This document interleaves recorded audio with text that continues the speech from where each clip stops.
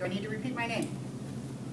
Yes. Okay, Major Mary Warnecke, W-A-R-N-E-C-K-E, Commander of Investigative Services, St. Louis Metropolitan Police Department.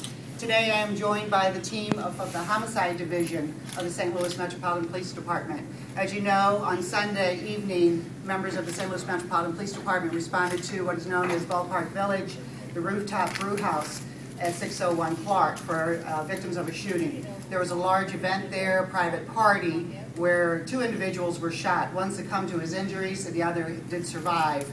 Today we are pleased to announce, after an investigation by the Homicide Division, we do have an at-large warrant issued for a Mr. Scotty Joseph Lee. He is a black male, 32 years of age.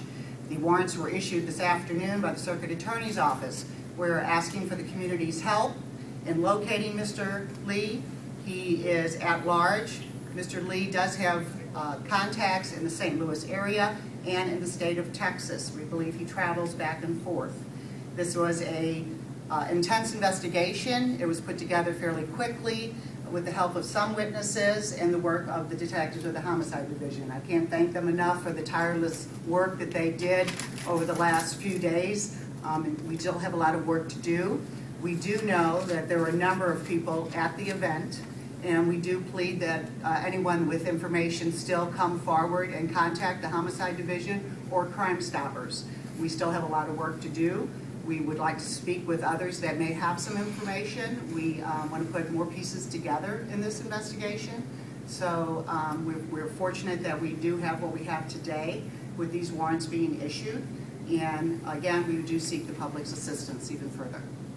Was surveillance helpful in figuring out who did this? Right now, we're going through some of the surveillance systems that are present in the area. That was not key at this point. Are there surveillance cameras up on that rooftop at Ballpark Village? Right now, I can't go right in that direction right now. What else can you tell us about this person who's now been charged in terms of that might be helpful locating him for the public to know where? Well, I can say that he travels between Texas and then he has ties in the St. Louis area. So there are people that know him from the St. Louis area, and then there are folks from the state of Texas. So there was obviously folks that knew him at the event. So if they have information on where we can locate him, they certainly should contact us. How helpful was information that you got either by tip or by witnesses that you talked to? Well, it was very helpful, enough for us to put the pieces together to get warrants issued from the Circuit Attorney's Office. That's not always the case, that people call you guys. As you mentioned, you're still asking for more people to call. Can you talk about why exactly in this case a person, even if it's an anonymous tip, calling can make or break a case? It's always good to strengthen an investigation. We always want additional information. Sometimes one person's piece of information can very well fit with another person's piece of information. And so it's like a puzzle that we have to put together. And no piece of information can be too small. And so if you think it's very small or minute, let us be the judge of that. Let us filter through that for you, and we will determine how important that is or how key it is for the investigation.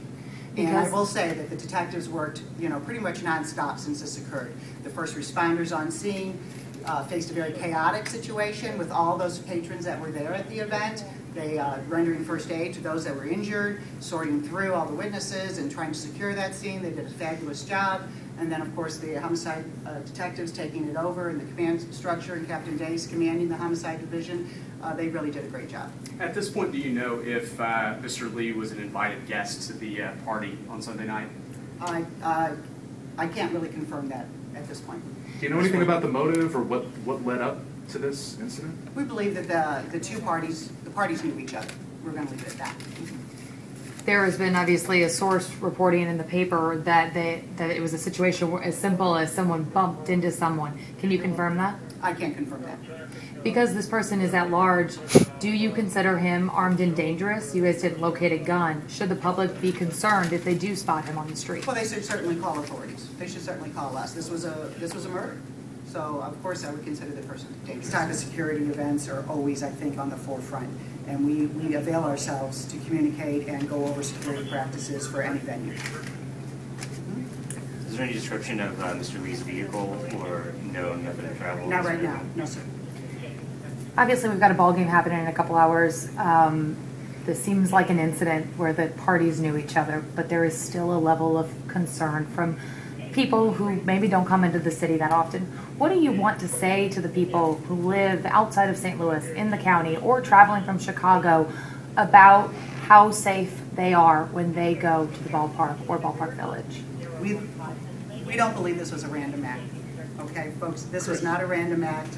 We don't believe that they should have any cause for alarm in attending a ball game in our city, that they would be perfectly fine. We have security measures in place, as we always do. There are various levels of security in place at the ball stadium, so we welcome them to come downtown and visit our city.